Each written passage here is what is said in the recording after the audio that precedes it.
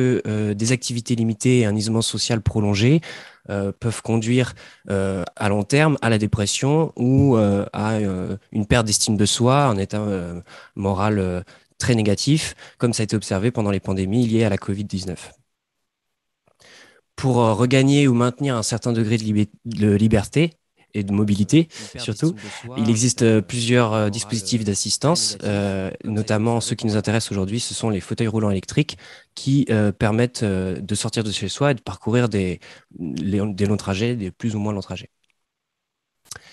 Le problème du fauteuil roulant électrique, c'est que c'est difficile à conduire. C'est une tâche très complexe qui nécessite de bonnes capacités cognitives, visuospatiales et aussi de bonnes compétences. Et conduire un fauteuil roulant électrique de manière sûre, en sécurité, c'est encore plus complexe, si bien que parmi toutes les personnes qui auraient l'utilité d'un fauteuil roulant électrique, seulement 10% d'entre elles ont été autorisées par des professionnels de santé à en conduire un. C'est un nombre assez faible. Et parmi ces 10%, chez les utilisateurs de fauteuils roulants électriques, le sentiment général, c'est que la conduite d'un fauteuil roulant électrique est difficile et tous craignent des accidents qui sont fréquents, qui sont un danger forcément pour l'utilisateur, mais qui peuvent aussi endommager le fauteuil et impacter négativement l'estime de soi et le mental, le moral de l'utilisateur. Ici, vous avez une vidéo issue du projet ADAPT où on a une personne qui tente de conduire un fauteuil roulant électrique sans assistance et on comprend pourquoi il n'est pas autorisé à conduire un fauteuil roulant électrique en temps normal. Alors, bien sûr, il existe des entraînements cliniques par exposition, un petit peu comme la vidéo que vous voyez là, où on permet à des utilisateurs de s'entraîner dans des circuits qui reproduisent les manœuvres de la vie de tous les jours.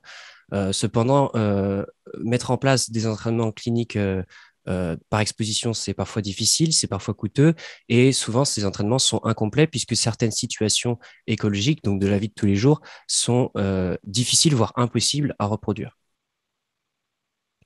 L'objectif majeur derrière cette thèse, c'est donc l'inclusion sociale et l'indépendance des personnes à mobilité réduite, qui peut être accessible via une navigation sûre en fauteuil roulant électrique, qui, elle, est possible grâce à des bonnes compétences, une confiance en soi et du confort.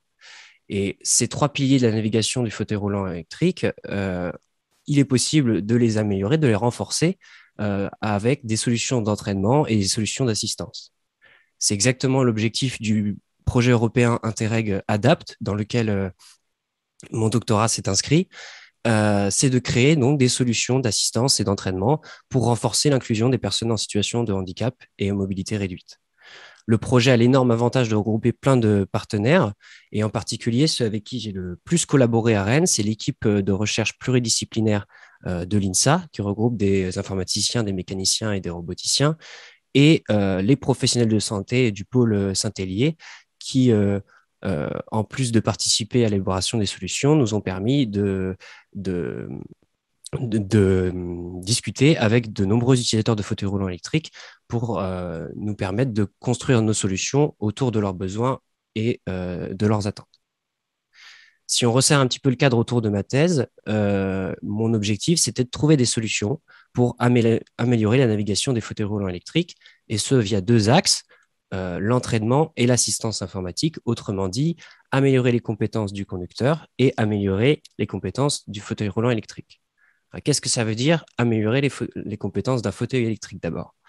Je vais vous montrer ça avec les fauteuils roulants électriques intelligents. Le principe derrière, c'est exactement ça, c'est augmenter les compétences d'un fauteuil roulant électrique en ajoutant des systèmes à sa chaîne de contrôle. Ici, vous avez le schéma d'une chaîne de contrôle simplifiée d'un fauteuil roulant électrique non intelligent avec l'interface utilisateur qui va envoyer, par exemple, un joystick, qui va envoyer des données à un système qu'on appelle le Power Module, qui est un petit peu comme le moteur du fauteuil, et qui, lui, va actionner, commander un système de direction afin d'obtenir du mouvement. L'idée derrière les fauteuils roulants électriques intelligents, c'est qu'on vient ajouter des capteurs qui vont fournir de l'information supplémentaire au Power Module en plus de l'interface utilisateur, mais aussi à des systèmes intégrés, des systèmes embarqués, un ou plusieurs, qui vont gérer des tâches spécifiques, plusieurs ou une seule, afin de compenser les incapacités des utilisateurs. Alors, c'est une définition assez large qui englobe en fait trois catégories de fauteuils roulants électriques intelligents. On a d'abord ceux qui sont connectés, un peu dans l'ère du temps de l'Internet des objets. Vous avez ici une vidéo d'un projet en partenariat entre l'INSA et le pôle Saint-Hélier d'un lit connecté au fauteuil roulant électrique. Le fauteuil va s'approcher du lit à la demande de l'utilisateur. La deuxième catégorie de fauteuils roulants électriques intelligents, c'est les fauteuils électriques intelligents qui définissent des nouvelles interactions avec l'utilisateur. Vous avez une photo du projet Gyrolift. Donc, c'est un fauteuil roulant électrique qui permet à son utilisateur de passer de la position assis à la position debout et vice-versa. Puis, vous avez une photo aussi d'un autre projet dans le cadre du projet ADAPT de bracelets haptiques qui vibrent lorsque des dangers sont détectés, donc qui s'installent sur le biceps et qui vibrent lorsque des dangers sont détectés par des capteurs à ultrasons qui sont embarqués également ici sur le fauteuil. Enfin, la dernière catégorie, c'est les fauteuils roulants électriques intelligents qui assistent la navigation.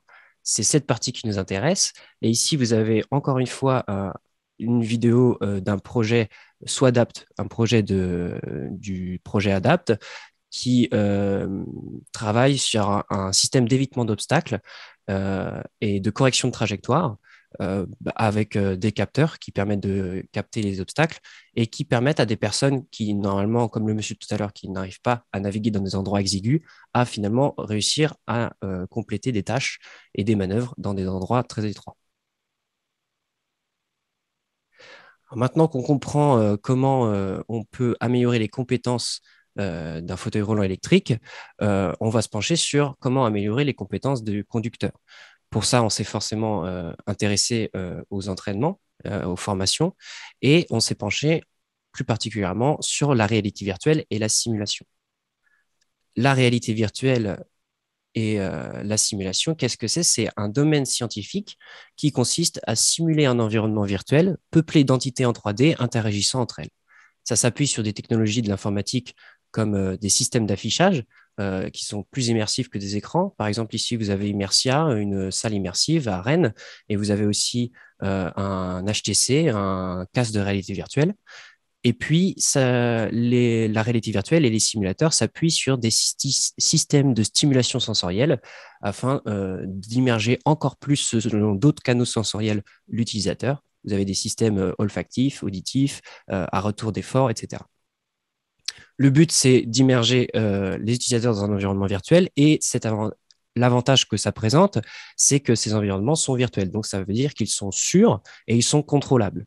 Ça fait des simulateurs un outil de choix pour l'entraînement dans plusieurs domaines, puisque construire un environnement virtuel est souvent moins coûteux qu'une mise en situation. Il est répétable, il est sûr, on peut l'adapter aux besoins de l'utilisateur et aux besoins de la formation, et surtout, on peut monitorer ce que fait l'utilisateur dans l'environnement virtuel, ce qui n'est pas forcément le cas dans une véritable situation réelle, un entraînement réel. Cependant, développer une bonne expérience, une bonne simulation virtuelle et de qualité, ça, c'est pas une tâche aisée et ça repose sur deux concepts forts. D'abord, le sentiment de présence, c'est le sentiment d'exister dans une simulation. C'est le sentiment qu'a un utilisateur immergé lorsque cet utilisateur considère l'environnement virtuel comme une réalité parallèle, hein, une véritable réalité. Ici, vous avez une vidéo d'un projet qui met en situation un utilisateur dans un environnement qui reproduit un vertige. Et cet environnement virtuel et cette simulation recréent tellement de sentiments de présence que l'utilisateur a vraiment le vertige. Il se sent vraiment présent dans la simulation. Le sentiment de présence, c'est souvent associé au transfert de compétences, puisqu'en fait, plus un utilisateur va ressentir de sentiments de présence, plus l'utilisateur est susceptible de se comporter comme s'il était confronté à une situation réelle, et donc plus il est susceptible de tirer des enseignements de la simulation. Le second concept clé d'une simulation de qualité, c'est la cinétose. C'est aussi appelé le mal des simulateurs. Et en fait, ça désigne les inconforts caractérisés par des symptômes qui ressemblent souvent aux symptômes du mal de mer et qui arrivent quand on bouge dans une simulation. Alors, il existe beaucoup de théories sur l'origine de la cinétose, mais celle que j'ai considérée moi dans ma thèse, c'est la théorie du conflit sensoriel qui stipule que la cinétose arrive lorsque une information diffère selon le canal sensoriel sur lequel on la reçoit.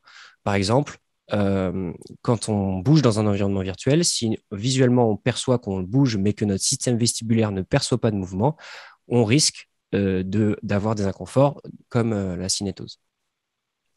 Alors, j'ai mis ce schéma-là pour montrer un petit peu toutes les recherches et pour montrer que la cinétose ne fait pas consensus dans la communauté, qu'il y a beaucoup de recherches en cours ces inconforts, que c'est impacté par beaucoup de facteurs comme le flux optique, la latence, etc. Mais ce qu'il faut retenir, c'est que ce qu'on sait, c'est que la cinétose peut être tellement importante qu'elle devient insupportable pour l'utilisateur et donc arrêter et à rendre impossible l'utilisation d'un simulateur qui en génère trop. Donc, pour qu'un simulateur dédié à l'entraînement soit efficace, il faut à la fois qu'il limite sa cinétose, qu'il génère, et qu'il génère un fort sentiment de présence pour maximiser le transfert de compétences. Justement, des simulateurs dédiés à l'entraînement dans le domaine qui nous intéresse, c'est pour la conduite de fauteuils roulants électriques, il en existe plusieurs. Je vous en ai mis 4 ici, mais il y en a d'autres qui ont différents objectifs, qui ont multiples configurations. Ici, on peut voir le simulateur SimCAD-ROM qui est compatible avec un casque de réalité virtuelle ou un écran. On peut voir ici les deux simulateurs VRSim 2 et Virtual Fauteuil qui ont la particularité d'intégrer une plateforme de mouvement à 3 degrés de liberté pour stimuler le système vestibulaire et rendre du mouvement en corrélation avec l'environnement virtuel. Et puis, on a le simulateur View qui permet des enfants d'apprendre la conduite de fauteuils roulants électriques, qui est compatible avec un écran et qui a été co-conçu avec des cliniciens. Si j'insiste sur ces différents systèmes d'affichage, les écrans, les plateformes, c'est pour qu'on se rende très bien vite compte que chaque simulateur a son propre degré de fidélité. La fidélité d'un simulateur, c'est sa capacité intrinsèque à fournir une simulation réaliste. Réaliste dans le sens du réalisme de l'environnement virtuel et des sensations ressenties par l'utilisateur, mais aussi dans le sens comportemental de l'utilisateur, c'est-à-dire à quel point l'utilisateur va se comporter de manière réaliste, comme s'il était confronté à une situation similaire mais réelle. Avec l'équipe Adapt, on a regardé donc ces différents projets et on a trouvé que bien que ces simulateurs étaient orientés formation, ils ne mettaient pas vraiment l'accent sur le sentiment de présence et on avait en plus de ça pas mal d'idées pour améliorer leur fidélité. Ce qui nous a poussé donc à concevoir et développer notre propre simulateur de fauteuil roulant électrique basé sur la réalité virtuelle et dédié à la formation, à l'entraînement. Je vais vous le présenter maintenant. Notre simulateur de fauteuil roulant électrique, il atteint un haut niveau de fidélité. Il atteint un haut niveau de fidélité grâce à ces environnements virtuels, puisqu'ils sont réalistes. Ce sont la reproduction d'environnements écologiques. Écologique, ça veut dire de la vie de tous les jours, que ce soit des environnements intérieurs comme extérieurs. Ici, vous avez la photo d'un lieu à Rennes qui a été reproduit virtuellement dans le but d'en créer un terrain de jeu, un terrain pour effectuer des tâches. Et justement, hautement fidèle au niveau des tâches aussi, puisque ces tâches cliniques, elles ont été élaborées par des professionnels de santé du PSH en réel d'abord. Donc, c'est des circuits qui permettent qui contiennent toutes les manœuvres qu'un utilisateur de fauteuil roulant électrique est susceptible de rencontrer au cours de sa vie de tous les jours. Ils ont été élaborés d'abord en réel, schématisés, puis ensuite reproduits en virtuel pour qu'on puisse créer des tâches et des environnements virtuels et des situations de la vie de tous les jours fidèles à ce qu'on pourrait trouver dans la vie de tous les jours. Enfin, ces environnements virtuels, ils sont hautement fidèles puisque notre simulateur est compatible avec les systèmes les plus immersifs pour les afficher. Donc que ce soit, alors là j'ai mis un écran, mais que ce soit les casques de réalité virtuelle ou alors les salles immersives, comme par exemple ici vous avez le simulateur qui est installé dans Immersia. Le deuxième point, c'est que notre simulateur est hautement fidèle au niveau fonctionnel, au niveau grâce notamment à sa plateforme mécanique, dont vous avez une photo ici. La particularité de cette photo, de cette plateforme mécanique, qui a été entièrement conçue par notre équipe Adapt, c'est que non seulement elle a les mêmes dimensions qu'un véritable fauteuil roulant électrique, pour permettre à l'utilisateur de retrouver un petit peu les sensations lorsqu'il s'installe dans le simulateur, dans la plateforme, mais aussi cette plateforme, elle est électriquement et mécaniquement compatible avec un fauteuil roulant électrique standard. C'est-à-dire qu'on est capable de l'équiper avec des interfaces utilisateurs standards, comme des joysticks, mais aussi des assises, des repose-pieds et tout accessoire d'adaptabilité pour permettre à n'importe quel utilisateur, à n'importe quel profil, d'utiliser notre simulateur. Cette plateforme, elle est aussi unique puisqu'elle intègre 4 degrés de liberté à l'aide de 5 vérins. Vous avez 4 vérins verticaux et un cinquième horizontal qui permet d'avoir un quatrième degré de liberté. Et ces 4 degrés de liberté, ils sont très importants puisqu'ils nous permettent de générer de la sensation de mouvement en corrélation avec ce qui se passe dans l'environnement virtuel. Alors, le principe, c'est qu'on utilise le principe de tilt coordination. En fait, on va venir pencher la plateforme ou tourner la plateforme, et donc l'utilisateur qui est installé dedans, pour générer des accélérations à l'aide de la force de la gravité. Générer des accélérations et des décélérations. En particulier, on est capable de générer des retours haptiques et des retours vestibulaires. Les retours haptiques, c'est des réactions à l'environnement virtuel. Par exemple, lorsque vous rentrez en collision ou vous prenez un trottoir, par exemple, on est capable de générer un mouvement, une sensation de mouvement en corrélation avec ça, avec cet événement.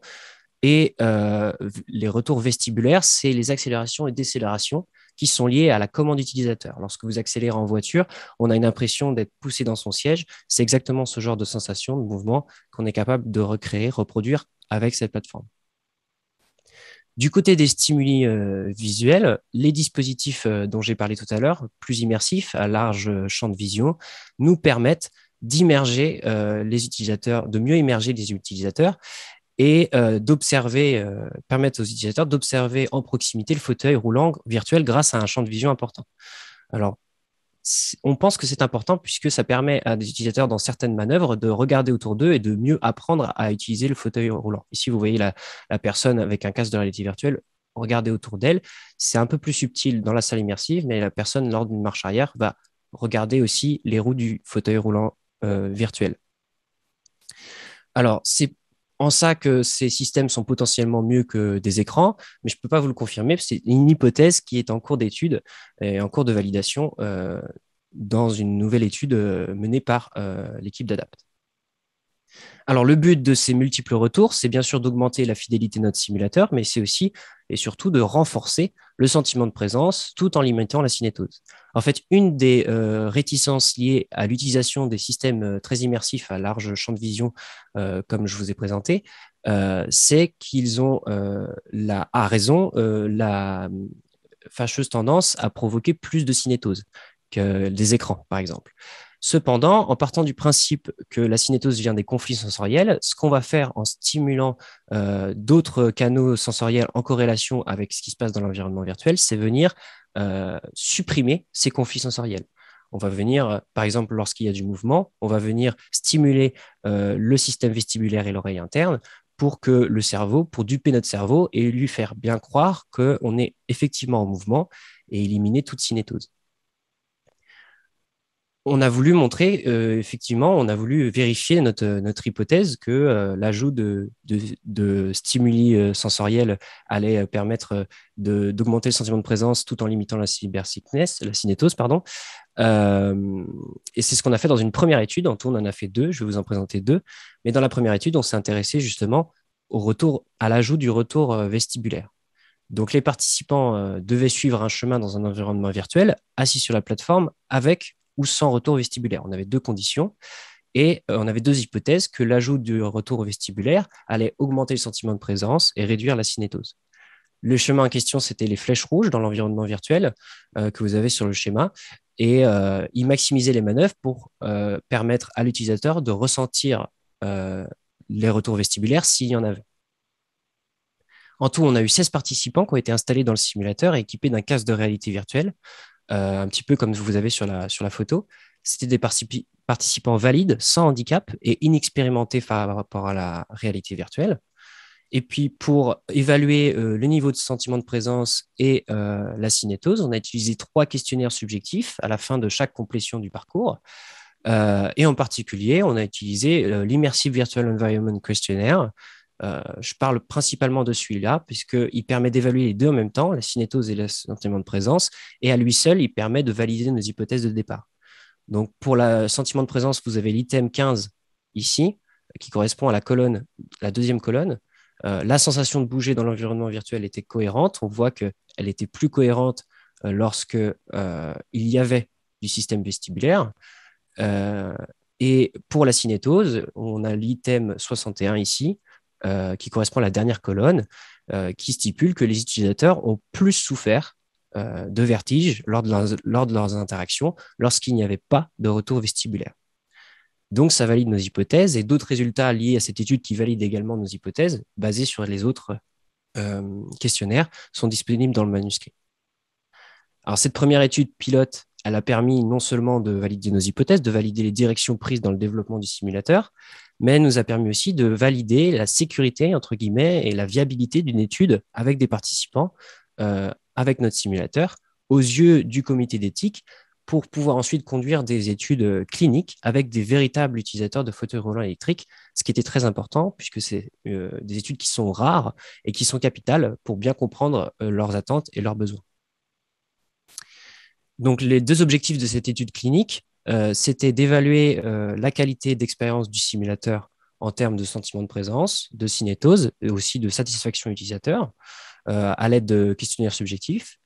Et le deuxième objectif, c'était de comparer les performances de conduite dans une tâche clinique entre les 2 conditions réelles et virtuelles.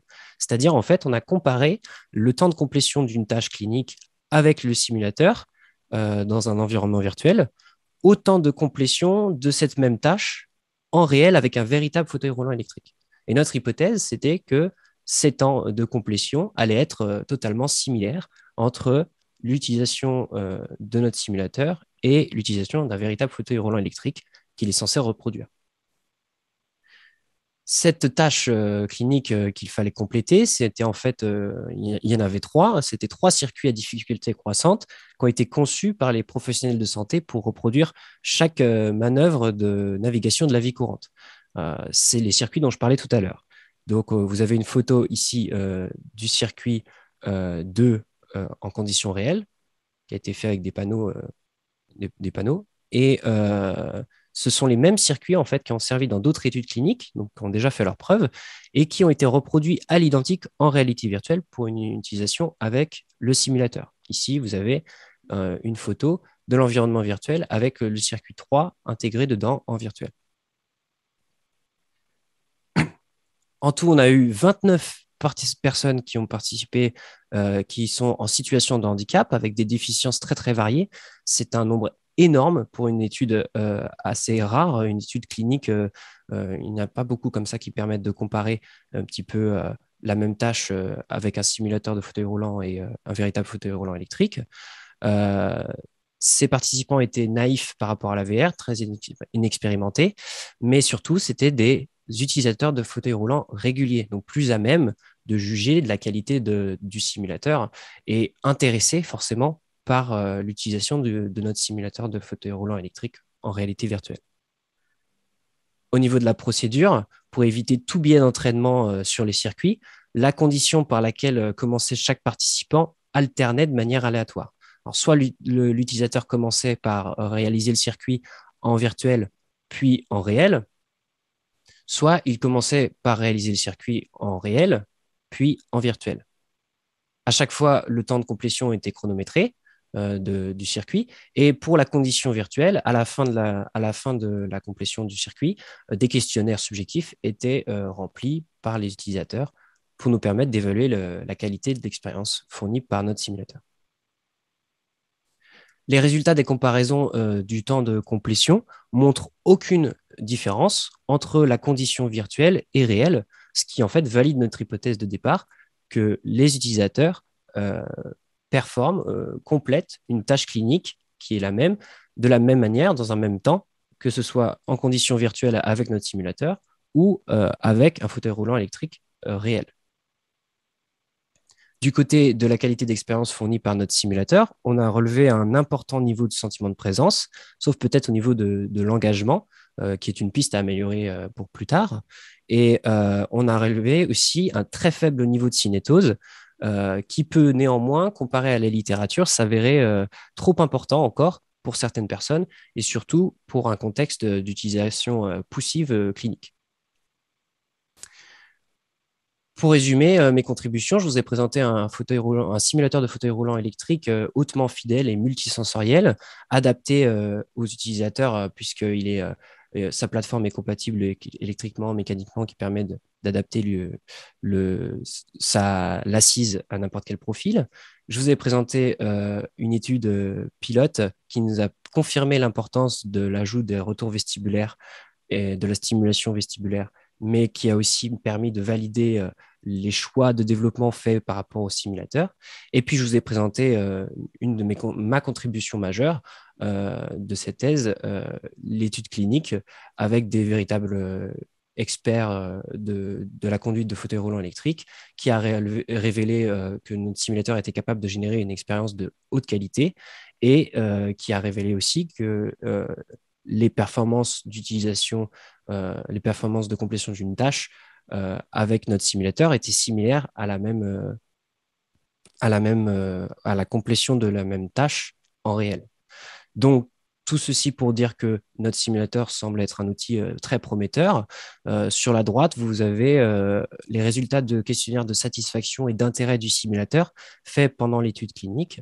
Et on voit que tous les utilisateurs étaient ravis d'utiliser notre simulateur, très intéressés et le trouvaient plutôt utile, ce qui est prometteur pour l'avenir.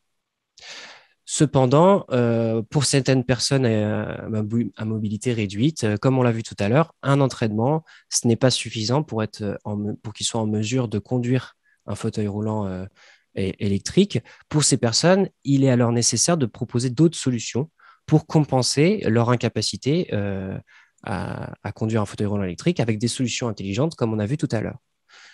Dans le cadre du projet ADAPT, j'en ai parlé également tout à l'heure, un des projets de système d'assistance à la conduite consiste en un système réactif, un système de correction de trajectoire, d'évitement d'obstacles. Donc, moi, je me suis penché sur une autre partie de l'assistance à la conduite qui est la recherche de chemin, ou appelée également path planning. Je vais vous en parler maintenant. Le path planning, d'abord, qu'est-ce que c'est? C'est une étape cruciale en fait de la navigation autonome. C'est l'étape durant laquelle le prochain état à atteindre pour un robot ou un fauteuil roulant électrique est identifié, le fameux où vais-je ensuite. Et parfois, c'est aussi l'étape qui va indiquer comment y aller avec une trajectoire bien précise. Le path planning, la recherche de chemin, c'est un pan entier de recherche. Il y a beaucoup d'algorithmes qui existent.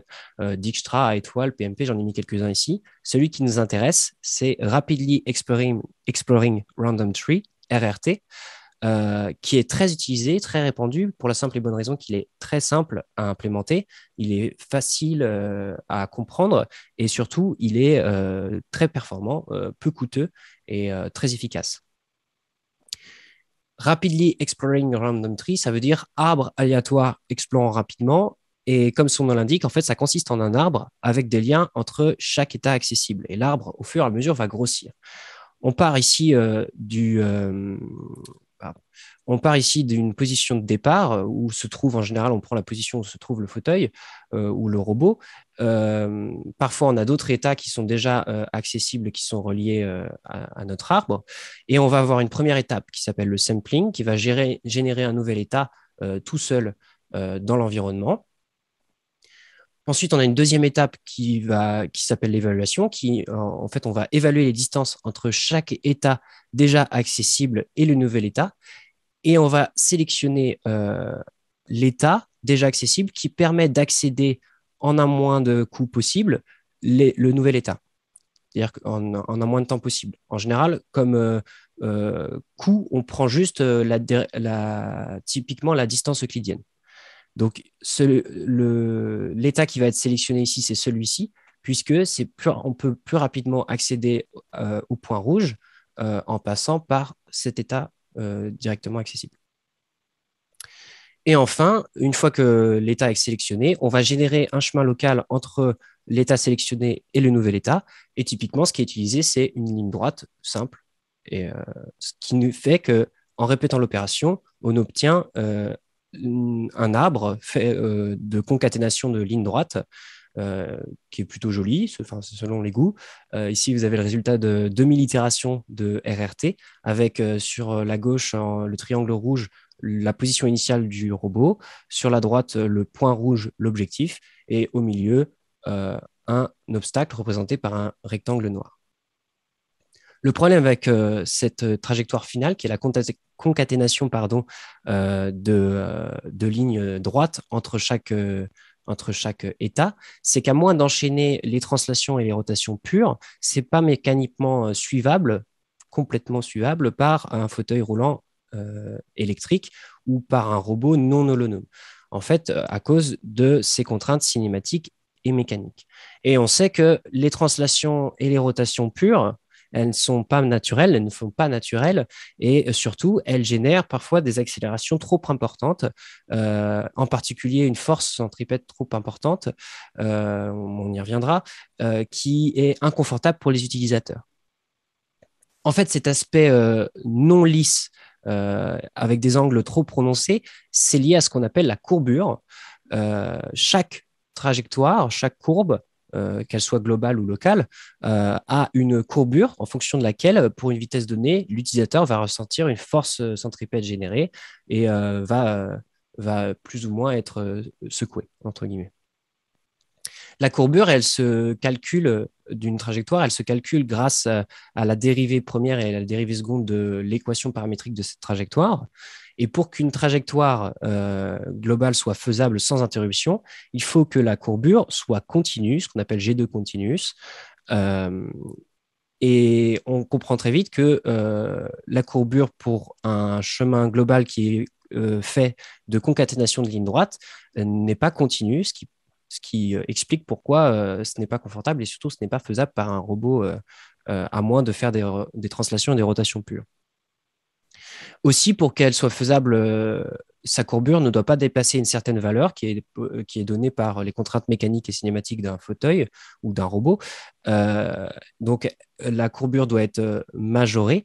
Et comme la valeur de la courbure est directement liée à la force centripète dans son calcul, pour qu'une trajectoire soit confortable et tolérable par un utilisateur, elle doit également être majorée par une certaine valeur, ne pas dépasser une certaine valeur pour éviter de générer trop d'accélération. Donc, on a deux contraintes. On a la continuité de la courbure et la majoration, le bornage supérieur de la courbure qu'il faut obtenir et qu'il faut intégrer à notre à RRT pour être en mesure d'obtenir une trajectoire confortable et faisable par un utilisateur en fauteuil roulant électrique. Pour faire ça, pour intégrer ces contraintes, on va devoir changer la méthode d'évaluation. On va devoir se débarrasser de la méthode euclidienne, de distance euclidienne, ou alors la renforcer avec d'autres métriques.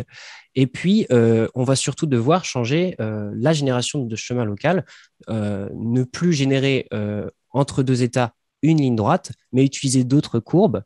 Par exemple, on va utiliser des closoïdes ou alors des courbes de Bézier du septième ordre. Cependant, nous, on a trouvé que ces courbes, elles avaient des expressions paramétriques assez complexes, parfois dures à manipuler. Et donc, on a essayé de trouver une nouvelle méthode pour utiliser un autre type de courbe, en l'occurrence, les courbes de Bézier cubiques. Alors, le but de travailler avec des courbes de Bézier avec une expression paramétrique plus simple, c'est en fait d'obtenir des calculs plus rapides et des algorithmes, du coup, potentiellement plus performants. Les courbes de Bézier, ça a été inventé par Pierre Bézier, mathématicien français d'ailleurs, très utilisé, et c'est très utilisé dans de nombreux domaines comme la robotique, mais aussi le graphisme. Ici, l'avantage des courbes de Bézier, c'est que leur expression paramétrique est polynomiale.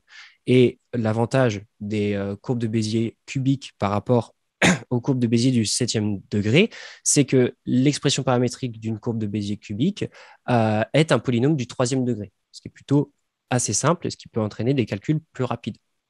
alors que une courbe de Bézier de l'ordre 7 a une expression paramétrique qui est égale à un polynôme du septième degré. Cette expression, elle se calcule à l'aide de 4 points de contrôle. Ici, vous avez donc pour la courbe P les points de contrôle P0, P1, P2, P3.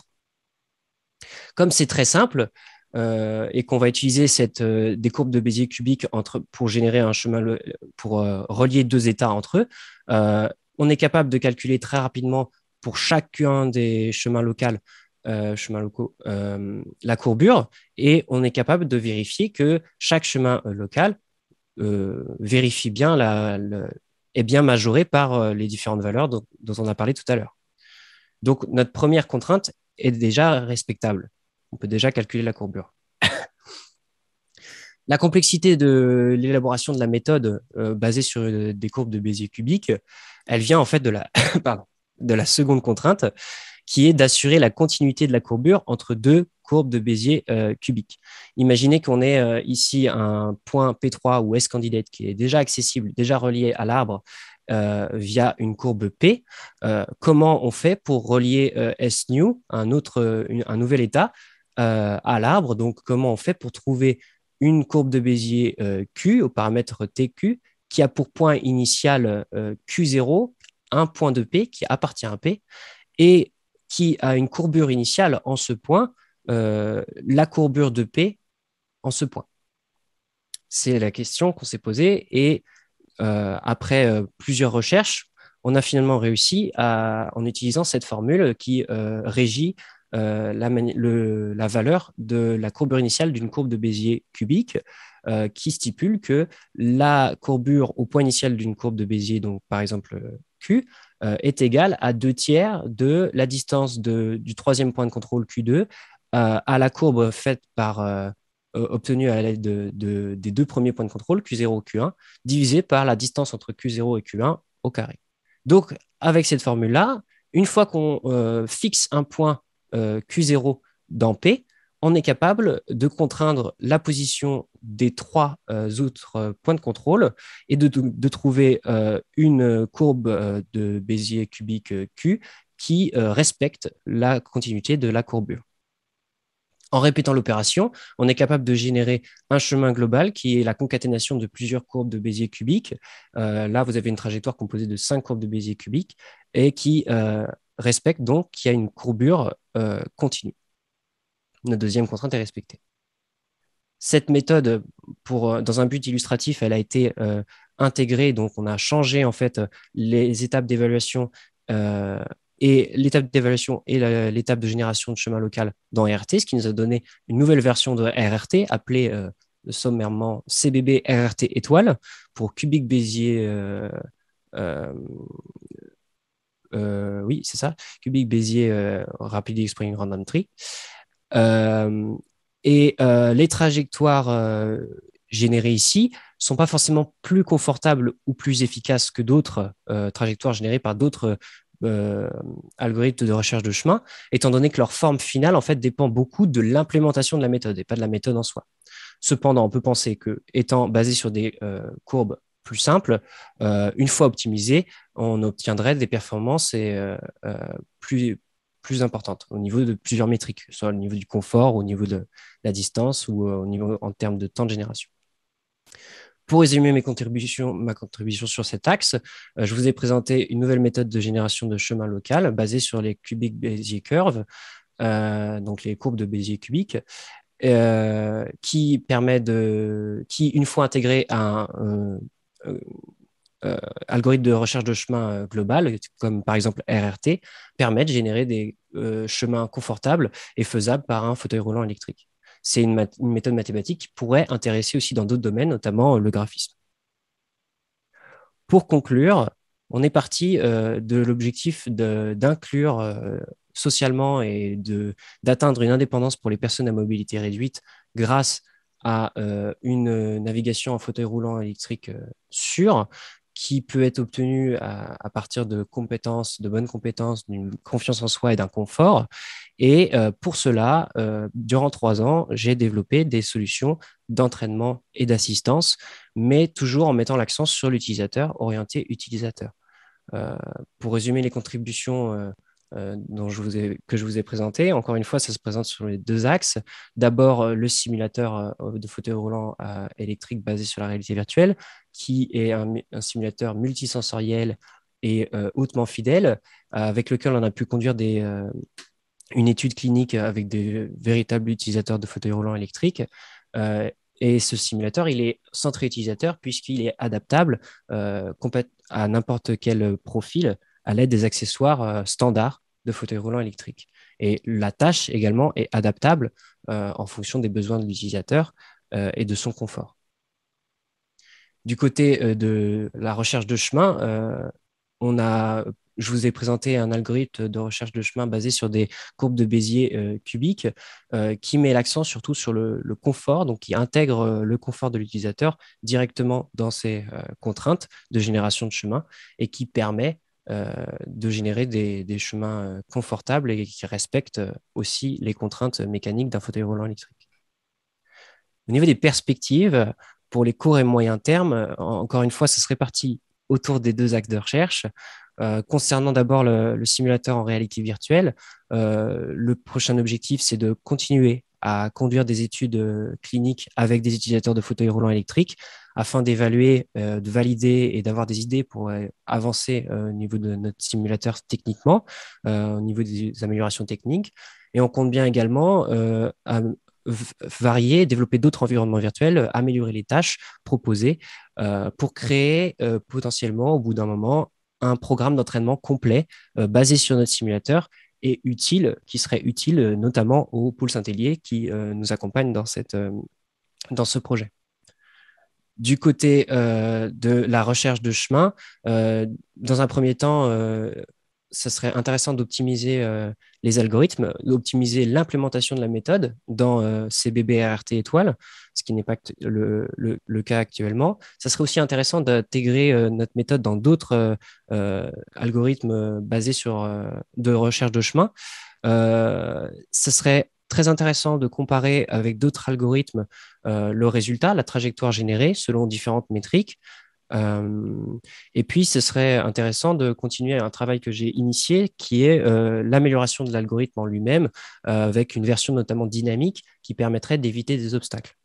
Sur un peu plus long terme, moyen terme, j'aimerais beaucoup travailler sur la forme de la trajectoire finale pour approcher, par exemple, des courbes clotoïdes, puisque si ces courbes sont compliquées, il a néanmoins été prouvé euh, qu'elles approchent au mieux la trajectoire générée par un piéton, par une personne qui marche.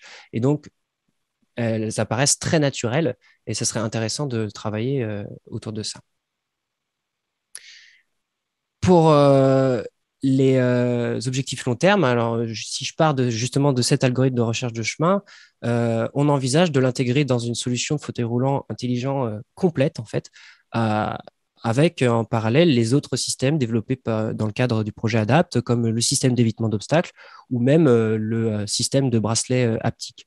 Ça permettrait de proposer une solution supplémentaire à l'entraînement et adaptée à tout type de profil et centré utilisateur.